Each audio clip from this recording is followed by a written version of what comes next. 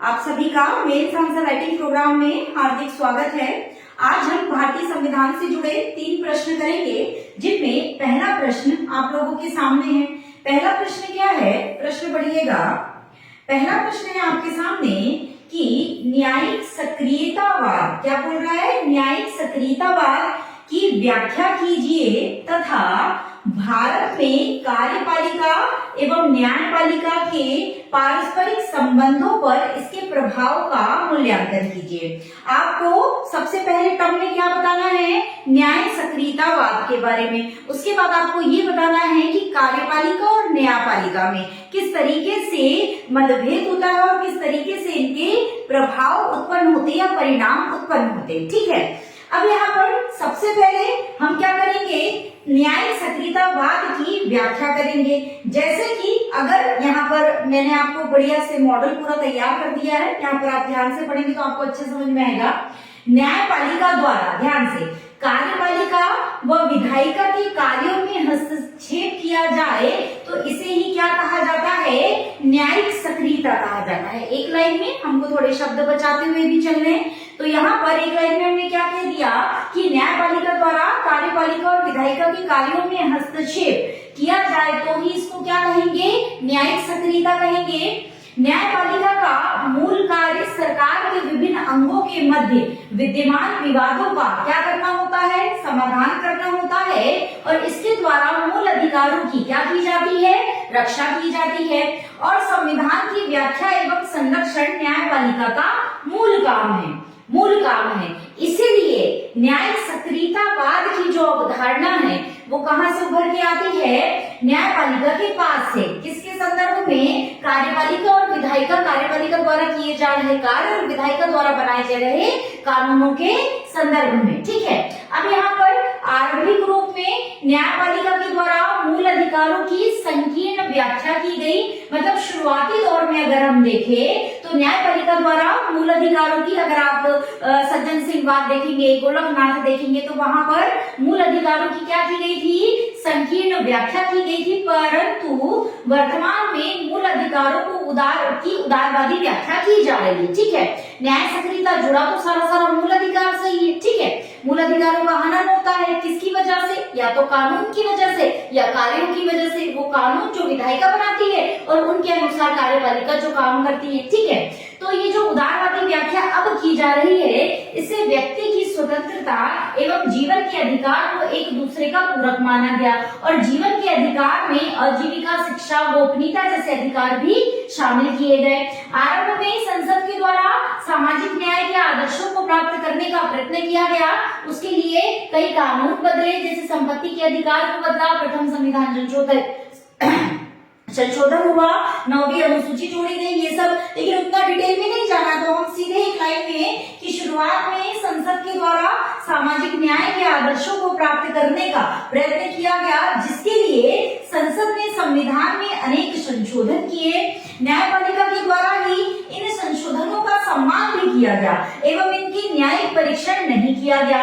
परंतु वर्ष 1973 में केशवानंद भारतीवाद में उच्चतम न्यायालय के द्वारा आधारभूत ढांचे का विचार प्रतिपादित किया, जिससे न्यायपालिका ने संसद के संविधान संशोधन की शक्ति को सीमित कर दिया।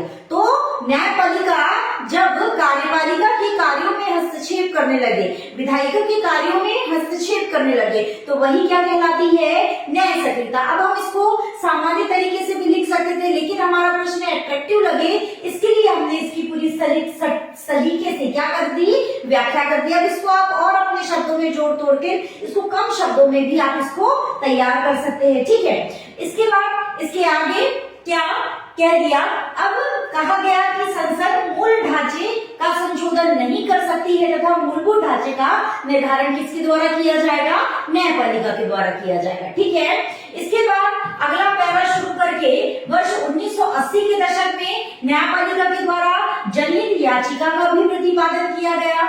न्यायपालिका ने नागरिकों के मूल अधिकारों को अत्यधिक महत्व दिया तथा वंचित और गरीब लोगों के मानवाधिकारों की रक्षा के लिए सक्रिय प्रयास किया। अतः पुलिस को बर्बरता, अमानवीय यातना, बंदी गृह में मृत्यु, बलात्कार जैसी घटनाओं को रोकने के लिए न्यायालयों ने कड़े निर्देश भी जारी किए। अगली घटना 90 के दशक में न्यायिक सक्रियता का विवाद उस समय और प्रभावी हुआ जब गठबंधन सरकार के युग में मंत्रिमंडलीय स्तर पर भ्रष्टाचार के मामले प्रकाश में आने लगे और उच्चतम न्यायालय ने निर्णय देते हुए सीबीआई की स्वतंत्रता और स्वायत्तता का समर्थन किया और सीबीआई को ये भी बोल दिया कि जो भी रिपोर्ट है आप कार्यपालिका को न देते हुए सीधे न्यायपालिका को रिपोर्ट दिए। तो यहीं से क्रांतिकारी परिवर्तन और आता है कार्यपालिका और न्यायपालिका के संबंधों में। ठीक है, तो इन परिस्थितियों के परिणाम स्वरूप कार्यपालिका बनाम न्यायपालिका की बहस और अधिक प्रभावी हो जाती है। हमको कार्यपालिका न्यायपालिका के संबंध भी तो बताने ना इसके सेकेंड टर्म में, तो बस यही से उसकी कहानी शुरू हो जाती है। इसी दौर में क्या हुआ, अनेक सामाजिक संगठन अस्तित्व में आए और उनके द्वारा क्या लाई गई, जनहित याचिका दायर की गई, जिसमें बड़े बांधों का मुद्दा, बच्चों का, बंधुआ मजदूरों का मामला, MC मेहता ने पर्यावरण के संरक्षण का मामला, HB शौरी ने नागरिक समाज के हित में जनहित याचिका, इन सब का क्या किया गया, प्रयोग किया गया। तो ये सब किसके संदर्भ में आए, नागरिक के संदर्भ में, आम जनता के संदर्भ में, उनके अधिकारों के संदर्भ में। ठीक है, इसी से जनहित याचिका अस्तित्व में आती है और यहीं से न्यायिक सक्रियता अस्तित्व में आती है। ठीक है, उसके बाद अब चूंकि कार्यपालिका और न्यायपालिका दोनों का दृष्टिकोण हमको लेकर के चलना होगा, तो कार्यपालिका इस मामले में क्या सोचती है न्यायपालिका के हस्तक्षेप को लेकर, तो कार्यपालिका यानी न्यायपालिका, कार्यपालिका और विधायिका के कार्यों में हस्तक्षेप कर रही है, ऐसा कार्यपालिका कहती है। ठीक है, कि न्यायपालिका क्या कर रही है, कार्यपालिका और विधायिका के कार्यों में हस्तक्षेप कर रही है। वर्तमान परिस्थितियों में न्यायपालिका पर भी नियंत्रण स्थापित करने के लिए किसी संस्था की आवश्यकता है, क्योंकि अनेक न्यायाधीशों के विरुद्ध भी दुराचार और भ्रष्टाचार के मामले पाए गए।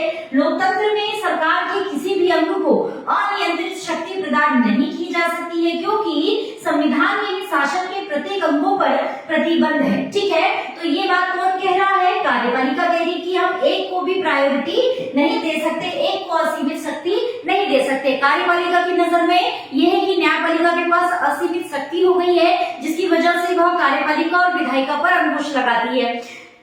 ठीक है, अब न्यायपालिका का यहाँ अपना क्या दृष्टिकोण है ये देख लेते हैं। न्यायपालिका कहती है कि संविधान की व्याख्या न्यायपालिका का मूल काम है। ठीक है, संविधान की व्याख्या इसका क्या है, मूल कार्य है, परंतु संविधान की व्याख्या परिवर्तित परिस्थितियों के अनुसार ही होनी चाहिए। मतलब जैसा परिवर्तन आ रहा है उसके अनुसार न्यायपालिका भी अपनी व्याख्याओं को क्या कर सकती है, परिवर्तित। यदि न्यायिक सर्वोच्चता की संकल्पना स्वीकार नहीं की जा सकती, यानी कि अगर आप न्यायपालिका को सर्वोच्च नहीं मान सकते तो आप कैसे कह सकते हो कि संसदीय सर्वोच्चता को स्वीकार किया जाए। इसलिए यानी संसदीय सर्वोच्चता को भी स्वीकार करना कठिन है। इसलिए व्यवहार में न्यायपालिका की स्वतंत्रता और स्वायत्तता आवश्यक है, जबकि जनप्रतिनिधियों को संविधान निर्माताओं के आदेश को ध्यान में रखना होगा और इस अनुसार अपना काम करना होगा। इसलिए न्यायपालिका ने बोला हम ऐसी चीजों पर जरूर हस्तक्षेप करेंगे जहां पर जनता के मूल अधिकार या संविधान का उल्लंघन हो रहा हो। ठीक है, तो ये क्या हुआ कि न्यायिक सक्रियता क्या है और दूसरे टर्म में क्या, कार्यपालिका और न्यायपालिका के बीच जो चलता रहा बहस या विवाद और उसका प्रभाव क्या हुआ, ये भी हमने यहाँ पर देख लिया और दोनों का अपना अपना दृष्टिकोण भी। अब आप इसको एक बार पढ़िएगा, जब आपको PDF मिल जाएगी आप इसको एक बार पढ़िएगा, उसके बाद इस प्रश्न को अपने अनुसार मोल्ड करके लिखने का प्रयास करना। ये एक प्रश्न हो गया। अगला प्रश्न है आपके सामने कि भारत का राष्ट्रपति तानाशाह नहीं बन सकता। ये सीधा कह रहा है, प्रश्न कह रहा है कि भारत का जो राष्ट्रपति है वो तानाशाह नहीं बन सकता। ठीक है, नहीं बन सकता। अब वो आपसे कह रहा है समझाइए, उसको पता है, आयोग को पता है कि भारत का राष्ट्रपति तानाशाह नहीं बन सकता। अब कैसे नहीं बन सकता यही आपको समझाना है। बहुत ही सिंपल है, एकदम आसान प्रश्न। राष्ट्रपति सबसे पहले थोड़ा सा इसके बारे में क्या है, भारत का प्रथम नागरिक होता है। इसका जो राष्ट्रपति का पद है भारतीय गणराज्य का सर्वोच्च पद है और संघ की कार्यपालिका शक्ति किसमें निहित होती है, राष्ट्रपति में निहित होती है। संविधान की प्रस्तावना में गणराज्य शब्द का प्रयोग इसी अर्थ में किया गया है कि भारतीय संघ का जो प्रधान है वो क्या होगा, निर्वाचित होगा, ना कि कोई राजा। तो राष्ट्रपति एक निश्चित अवधि के लिए क्या किया जाता है, चुना जाता है। पहली बात जरूरी यही क्या हो गया कि भारत का जो प्रधान है वो निर्वाचित होगा और जो राष्ट्रपति एक निश्चित अवधि के लिए चुना जाता है। तो पहला कारण यही कि ये क्या नहीं बन सकता, तानाशाह नहीं बन सकता। ठीक है, दूसरी, अब यहीं पर आगे चलते हैं। भारतीय संविधान में राष्ट्रपति को संवैधानिक प्रधान के रूप में स्वीकार किया गया, परंतु व्यवहारिक रूप में राष्ट्रपति शासन के नैतिक प्रधान के रूप में भी काम करता है। यानी कि राष्ट्रपति भले ही संवैधानिक प्रधान है, लेकिन उसके बावजूद यह राष्ट्रपति शासन के नैतिक प्रधान के रूप में भी काम करता है। ये दूसरा महत्वपूर्ण पॉइंट। संविधान में संसदीय शासन प्रणाली है, आपको पता होगा क्या है संसदीय शासन प्रणाली, और इसके अनुसार जो राष्ट्रपति है वो शासन का संवैधानिक प्रधान है, लेकिन जो प्रधानमंत्री होता है वही शासन का वास्तविक प्रधान होता है। संविधान में राष्ट्रपति के लिए वर्णित सभी शक्तियों का वास्तविक प्रयोग किसके द्वारा किया जाता है? प्रधानमंत्री के द्वारा। तो राष्ट्रपति तो चाहकर भी तानाशाह नहीं बन सकता, ठीक है। इसलिए संविधान में यह उल्लेखित है कि सर्व शासन की समूची कार्यपालिका शक्ति राष्ट्रपति में निहित होगी, लेकिन उसके शक्तियों का प्रयोग कौन करेगा? तो प्रधानमंत्री करेगा। और राष्ट्रपति को सलाह और सहायता देने के लिए किसका निर्माण किया गया? मंत्रिपरिषद का निर्माण। यानी बिना सहायता सलाह के राष्ट्रपति इनकी बिना सहायता सलाह के कोई भी काम नहीं कर सकता, तो स्वाभाविक तौर पर बिल्कुल भी तानाशाह नहीं बन सकता। जिसका प्रधान प्रधानमंत्री होगा और राष्ट्रपति मंत्रिपरिषद की सलाह और सहायता के अनुसार काम करेगा। अनुच्छेद 74(a)। अगला, संविधान में किसी भी ऐसी स्थिति की कल्पना नहीं की गई जब राष्ट्रपति मंत्रिपरिषद की अनुपस्थिति में कार्य करे, यानी बिना मंत्रिपरिषद की सलाह के राष्ट्रपति तिनका भी नहीं उठा सकता। इस चीज को याद रखना। शासन की वास्तविक शक्तियां मंत्रालयों में निहित होती है, जिसका प्रधान प्रधानमंत्री होता है। राष्ट्रपति किसी भी मंत्रालय का प्रधान नहीं होता, इसलिए राष्ट्रपति वास्तविक रूप से संवैधानिक प्रधान है। संविधान की उल्लंघन, दूसरा सबसे बड़ी प्रक्रिया महाभियोग प्रक्रिया, जो कि कहाँ चलनी है? संसद में चलनी है। लोकसभा या राज्यसभा कहीं से भी शुरू हो सकती है, तो कहाँ चलनी है? संसद में चलनी है। किसके परिप्रेक्ष में? संविधान के उल्लंघन के परिप्रेक्ष में। तो ये सबसे बड़ा एक और हथियार है हमारे भारतीय संविधान के पास, जिसकी वजह से राष्ट्रपति तानाशाह नहीं बन सकता। तो संविधान के उल्लंघन के आधार पर महाभियोग की प्रक्रिया राष्ट्रपति के ऊपर चलाई जाती है, अनुच्छेद 61, और महाभियोग जो है वो एक अर्धन्यायिक प्रक्रिया है। तो ये सारे बिंदु है जिनकी वजह से राष्ट्रपति तानाशाह नहीं बन सकता। तो इन्हीं को आप जमाते हुए लिख सकते हैं। तो ये आपका क्या हो गया? क्वेश्चन नंबर 2 तैयार हो गया। तीसरा क्वेश्चन है आपके सामने, क्वेश्चन है भारतीय राजनीति में, क्वेश्चन क्या है?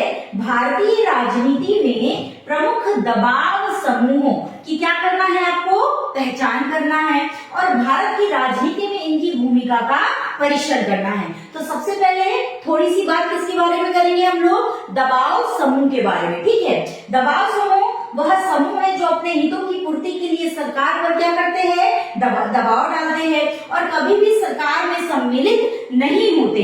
भारत में समूहों का निर्माण नागरिकों का मूल अधिकार है, जो अनुच्छेद 19 में वर्णित है, ठीक। इसके बाद दबाव समूह और राजनीतिक दल के बिना हम भारतीय लोकतंत्र के व्यवहारिक पक्ष को नहीं समझ सकते, क्योंकि समाज में विभिन्न समूहों के हित भिन्न भिन्न या अलग अलग होते हैं, और व्यक्ति इन्हीं समूहों के माध्यम से अपने हितों की पूर्ति का प्रयास करता है। दबाव समूह राजनीतिक सत्ता में भागीदारी के लिए प्रयत्नशील नहीं होते, अपितु इनका मूल उद्देश्य शासन और सत्ता को प्रभावित करना होता है। मतलब इनको राजनीति में नहीं आना है, लेकिन किसको प्रभावित करना है? शासन और सत्ता को, इनका उद्देश्य होता है, ठीक है। और ये जो शब्द आया दबाव समूह, इसकी उत्पत्ति कहाँ से हुई है? अमेरिका से हुई है। अब भारत में कौन कौन से दबाव समूह आपको देखने को मिलते हैं? व्यापारिक दबाव समूह है, ठीक है। कौन सा है? व्यापारिक दबाव समूह, जिनमें फिक्की और एसोसिएशन जैसे व्यापारिक दबाव समूह आपको भारत में देखने को मिल जाते हैं। इसके अलावा श्रमिक दबाव समूह, जिसमें ट्रेड यूनियन राष्ट्रीय आंदोलन के समय गांधी जी के कारण ज्यादा प्रभावी उस समय नहीं हो सका, क्योंकि गांधी जी ने श्रमिकों और पूंजीपति दोनों को साथ लाने का प्रयास किया था, लेकिन उसके बाद भारत में ट्रेड यूनियनों का प्रभावी निर्माण होने लगा। किसान दबाव समूह आप देख ही रहे हैं, जो हड़तालें होती है, जो धरना प्रदर्शन होता है किसानों के द्वारा, जो आपकी सस्ती कृषि निर्मित वस्तु के आयात से उनकी आजीविका और कृषि उपज के मूल्य प्रभावित हो, एमएसपी लागू हो, आदि चीजों के बारे में जो डिमांड की जाती है, उनको किसानों के द्वारा डाला गया सरकार पर दबाव, उसको क्या है? किसान दबाव समूह। जाति आधारित दबाव समूह, जाति आधारित दबाव समूह जैसे ही चुनावी दौर हमारे यहाँ शुरू हुआ, वैसे ही जाति आधारित दबाव समूह तेजी से बढ़ने लगा। आप देखते हैं हर जाति वर्ग के हिसाब से कैंडिडेट खड़ा किया जाता है, उनकी मुद्दे उठाए जाते हैं, उनकी बातें की जाती है, ठीक है। तो ये कहीं ना कहीं जाति आधारित दबाव समूह का ही प्रभाव होता है। अगले है छात्र समूह। छात्र समूह आपको हर जगह मिल जाएंगे। छात्र दबाव समूह भारत में दलीय आधार पर भी विभाजित है। जैसे कि आप देखेंगे बीजेपी का कांग्रेस से संबंधित है, एनएसयूआई बीजेपी से संबंधित है, एबीवीपी सीपीआई से संबंधित है, एआईएसएफ ये सब जो है यानी किसी न किसी दल से संबंधित है ये दबाव समूह, ठीक है। कौन से? आपके छात्र दबाव समूह, है ना। तो इस तरीके से आप देखेंगे। अब ये जो दबाव समूह है इनका राजनीति में किस तरीके से काम है या राजनीति को ये कैसे प्रभावित करते हैं, यहाँ पर यही आपको आगे डिस्कशन करना है। तो सबसे पहले आपने दबाव समूह को व्याख्या कर दी, अब आपको डिस्कशन करना है कि राजनीति को या लोकतंत्र को ये किस प्रकार प्रभावित करते हैं। तो लोकतांत्रिक देश है, इसमें समूह और संगठनों का निर्माण व्यक्ति का मूल अधिकार होता है, इसलिए प्रत्येक समूह के द्वारा सरकार पर विशेष नीतियों के क्रियान्वयन के लिए दबाव बनाया जाता है, ठीक है। और जिन समूह के हितों की उपेक्षा राजनीतिक दल के सदस्य कर देते हैं उन्हें दबाव समूह के द्वारा पूरा किया जाता है। मतलब जो चीज नहीं मानी जा रही उसको दबाव डाल करके सरकार पर अपना काम निकाला जाता है। यही दबाव समूह की भूमिका होती है राजनीति में, ठीक है। विभिन्न प्रकार के दबाव समूह सरकार की शक्ति को भी प्रभावी रूप से नियंत्रित करते हैं, इसलिए दबाव समूह को लोकतंत्र के लिए सकारात्मक माना जाता है और लोकतंत्र में जनता का महत्व ही सर्वाधिक होता है। जैसे आप एक सबसे बड़ी घटना समझ सकते हैं दबाव समूह की पूरे भारत के संदर्भ में 2011 में अन्ना हजारे के द्वारा लोकपाल के गठन के लिए नई दिल्ली के रामलीला मैदान में एक बड़ा जन आंदोलन खड़ा किया।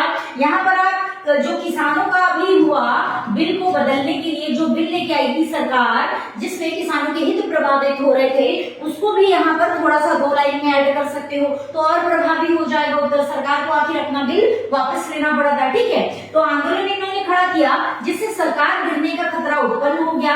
जनता के द्वारा संसद की विधि निर्माण की शक्ति को भी चुनौती दी गई और आंदोलन के सदस्यों के द्वारा लोकपाल बिल ड्राफ्ट भी प्रस्तुत किया गया। कई आलोचक भी थे। आलोचकों के अनुसार लोकतंत्र में असहमतियों को सुलझाने की संवैधानिक व्यवस्था है, इसलिए जन आंदोलन के नाम पर लोकतंत्र की संस्थाओं को नष्ट करने की अनुमति नहीं दी जा सकती।